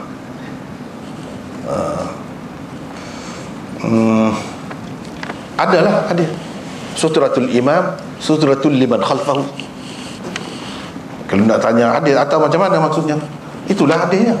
Sutra imam itu adalah sutra kepada orang di belakangnya. Maknanya sutra kepada makmumnya lah. Setiap makmum tu tak perlu ambil sutra yang lain, cukup memadai dengan sutra imam itu. Itu perbincangan yang panjang dalam bab sutra Sahih Bukhari kita sudah bincang panjang juga berkenaan dengan ni. Boleh tengok di situlah. Dulu buat sementara ni, sebab kalau nak bincang ni panjang sangat. Yang kedua, kenapa Maulana terjemahkan perkataan haid dengan maksud perempuan? Memang maksud perempuan di situ, dengan maksud perempuan di situ. Kadang-kadang dia dalam bahasa Arab dia begitu. Kalau kita tengok syarah-syarah hadis pun maksudnya begitu. Haid dengan makna perempuan. Mana kalau lelaki tak perlu. Kalau lelaki tak perlu.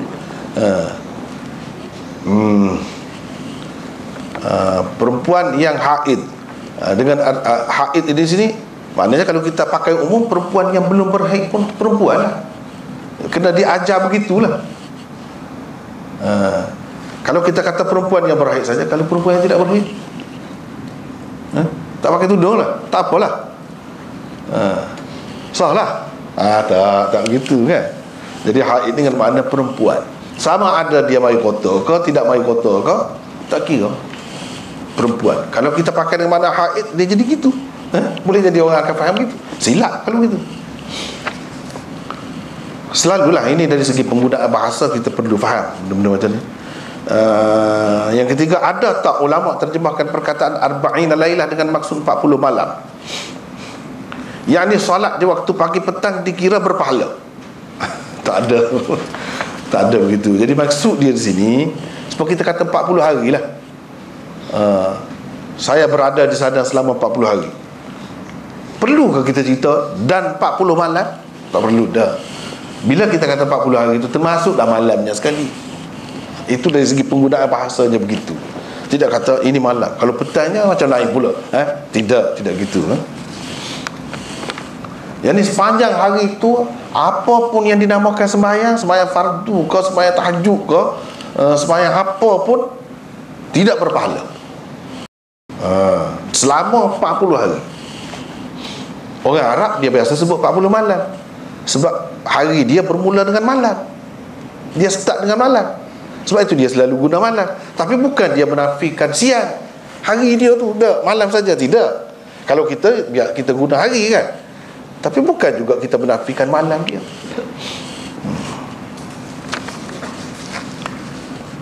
Empat, sapu kepala masa wudu. Elok sedikit kepala atau keseluruhannya, mengikut ayat Al-Ma'idah tadi. Ada macam-macam pendapat. Kalau berdasarkan ayat tu, ada yang kata begini, dia ada hadis pula lah, dia pakai hadis pula lah. Ada yang kata sapu semua, ada yang kata 1/4, ada yang kata separuh, ada yang kata sikit. Tu ada semua. Jadi benda tu benda khilaf lah. Ikutlah nak pakai yang mana-mana pun tak ada masalah. Benda khilaf. Tapi yang pentingnya sapu. Sapu. Kalau dibasuh, basuh pun sah juga, sebab dia lebih lagi daripada sapu. Tapi maksud sapu tu nak suruh mudah, ringan kita. Kalau tidak, setiap kali nak sembahyang habis basah rambut. Menyusahkan juga macam tu, terutama kepada orang perempuan. Rambut dia panjang, setiap kali nak sembahyang mesti basah semua rambut. Itu menyusahkan. Yang kelima, kenapa dibaca dengan baris atas pada wa arjulakum pada ayat tersebut? Kenapa bukan wa arjulikum? Memang begitu bacaannya di dalam Quran. Semuanya ada, qiraat ni semua ada. Kalau nak bincang ini pun panjang juga. Kita sudah bincang juga benda ni dalam syarah Bukhari apa semua sudah ada. Yang keenam, angkat hadas besar, terangkat hadas kecil. Jadi adakah solat sunat boleh dimasukkan dalam solat fardu? Jadi tak perlu solat sunat lagi? Tidak begitu. Tidak begitu. Dia boleh termasuk dalam kes begini. Dalam kes begini, biasanya kita selalu pergi awal masjid dan kita sembahyang sunat dulu, tahiyatul masjid lagi, sunat sembahyang tu lagi, qabliyah ke. Kita kata biasanya kita buat begitu. Tiba-tiba satu hari kita tak sempat buat begitu kerana ada apa-apa hal, kita pergi. Kalau kita nak sembahyang sunat dulu, imam sudah sembahyang fardu dah, kita terus sembahyang fardu. Mengikut ulama-ulama kata dia dapat juga yang sunat itu. Dia dapat juga yang sunat itu. Seperti mana kalau seseorang itu biasa mengamalkan sembahyang malam, kerana sesuatu sebab, keuzuran, dia tak sembahyang, jadi dia kira dia dapat juga pahala. Atas dasar tu dari segitu bolehlah. Tapi kalau nak kata pakai umum begini, tak termasuk. Tidak begitu maksudnya. Tak begitu maksudnya. Itulah soalan-soalan.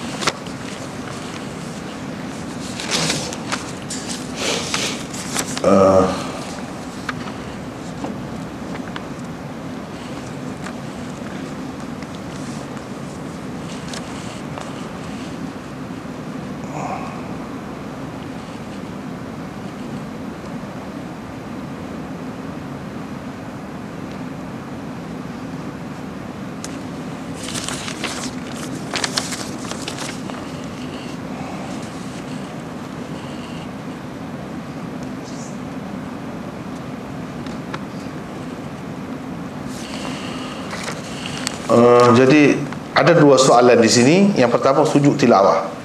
Adakah kena tutup kepala bagi perempuan? Ya, bila kata sembahyang, bila kata ada syarat-syarat sembahyang tu kena begitulah. Tapi bagi Imam Bukhari tak lah. Sebab dia tak ada air sembahyang pun boleh. Sebab dia tidak kira sembahyang.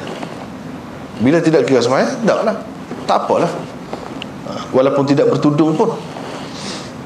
Tapi kalau yang kira sebagai sembahyang, mana kena ada wuduk gitu gini, dia terikatlah dengan apa yang terikat dalam sembahyang tu. Yang kedua, solat jenazah, mohon pencerahan. Tidak boleh solat semasa matahari naik ataupun terbenam. Ini masih khilaf lagi. Sebaik-baiknya tidak begitulah. Sebaik-baiknya tidak begitulah. Tapi masih khilaf lagi, sebab ada yang mengatakan macam Imam Syafi'i, dia kata kalau salat itu bersebab tak apa, lepas asar, lepas subuh pun tak apa. Tapi kalau macam Imam Abu Hanifah, dia kata tak boleh juga, sebab dia pegang yang tak boleh itu sebagai asas. Jadi seelok-eloknya kita jagalah, seboleh-bolehnya jangan dibuat masa itulah.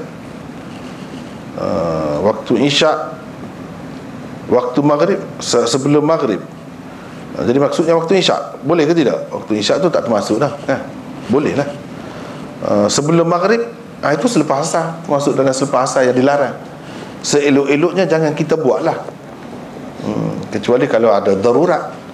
Tapi benda ni masih khilaf. Orang yang kata boleh tu boleh lah, begitu. Kemudian hukum solat hormat waktu dalam keadaan tidak berwudu. Contoh sedang bawa kereta, traffic jam, jika tak sembahyang, waktu salat akan habis. Ini ada perbincangan dia nanti, insyaAllah akan datang. Ada banyak juga khilaf juga masalah ni pun, banyak juga. Jadi sekadar itulah. Allah. Ya. Kalau dalam solat jenazah, kita datang dah terlambat, kita dah 2 takbir. Jadi bagaimana kita nak masuk? Adakah kita masuk dulu, lepas itu tambah 2 Gitu. Gitu. Tanya tentang asar Huzaifah bin Al-Yaman, yang dia kata sesungguhnya kamu berada satu zaman di mana kamu tinggal 1/10 daripada yang kamu yang diketahui, kamu akan binasa. Akan datang satu zaman di mana kiranya kamu amal 1/10, seseorang itu amal 1/10, dia akan berjaya. Itu yang pertama. Yang kedua, nak tanya tentang syair Ibn Ruslan. Dia sebut fa'alimun bi'ilmihi lam ya'malan mu'azzabun man min qabli ubadil watan. Jadi ini orang alim ni yang tidak beramal, dia akan diazab sebelum penyembah berhala. Jadi seolah-olah macam mana tu situasi orang alim tu yang tidak beramal dengan ilmu dia. Sebab kalau kita nak fikir nak amal ilmu sepenuhnya agak susah jugalah. Ilmu kan banyak kita. Dia yang pertama tadi, mana keadaan ketika Islam kuat, ketika tu kalau kamu mengamalkan 1/10 pun kamu binasa. Kamu tinggal 1/10 pun kamu akan binasa. Begitulah. Kan? Jadi mana ketika Islam kuat, ketika tidak ada apa-apa halangan kepada kita untuk melakukannya.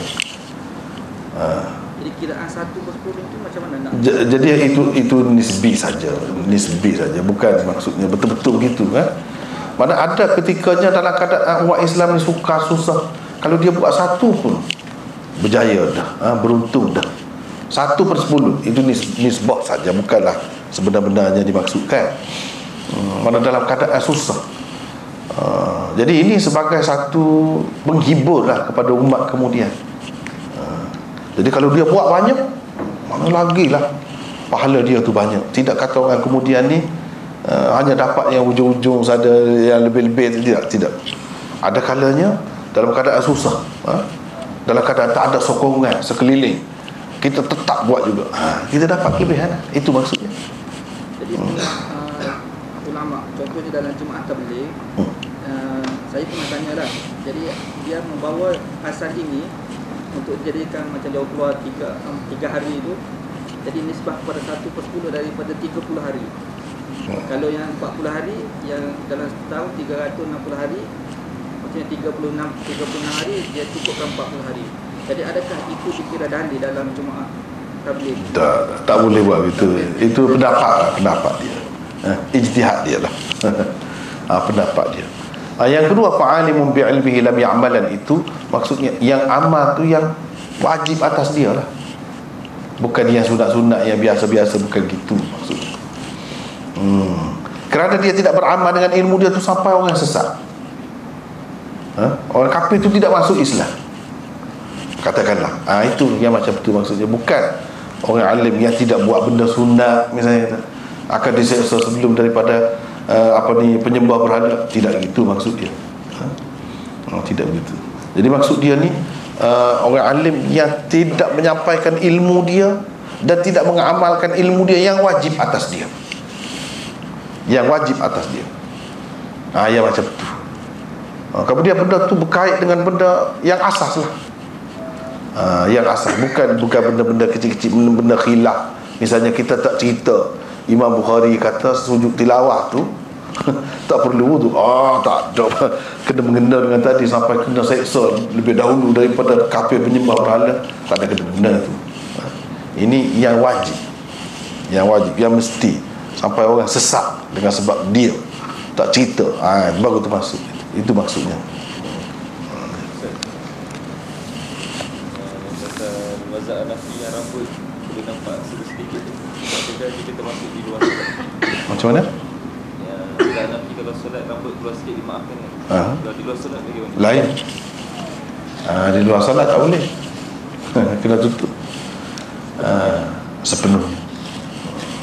Itu kalau dalam solat.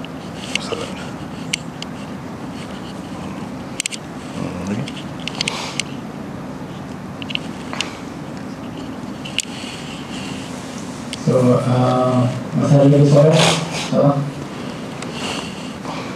So, kalau tak ada soalan, kita akan akhiri majlis kita pada malam ini. So, sekali lagi saya ucapkan terima kasih ke atas bagi kuliah yang telah disampaikan oleh Prof. Bakir Maulana Imam Asri. So, sebelum berpisah, ada dua pengumuman. Di utamanya, bagi kuliah jenis kuliah untuk Jamaah Tirmizi akan dilaksanakan pada 15.10 pada 15.10 sorry. So pada 15.10 iaitu 2 minggu daripada sekarang. Perubahan tarikh sikit, sepatutnya dia dilaksanakan pada 12 sepatutnya, tapi kita pindah pada 15.10 sebab nak elak daripada hari raya Adha, insyaAllah. So insyaAllah pada next kuliah 15.10 hari Sabtu di MSU. Yang keduanya, untuk maaf kepada semua-semua peminat mengasih ataupun yang mengikuti kuliah mengasih. So besok hari di Masjid Qutubi Selangor, kuliah saya Bukhari pada 9 pagi daripada pukul 10 hingga pukul 12, dan pada 9 petang kita Mishkat daripada pukul 2.30 hingga pukul 4.30 insyaAllah. So sekali lagi saya ucapkan terima kasih. Wabillahi taufiq wal hidayah. Assalamualaikum warahmatullahi wabarakatuh.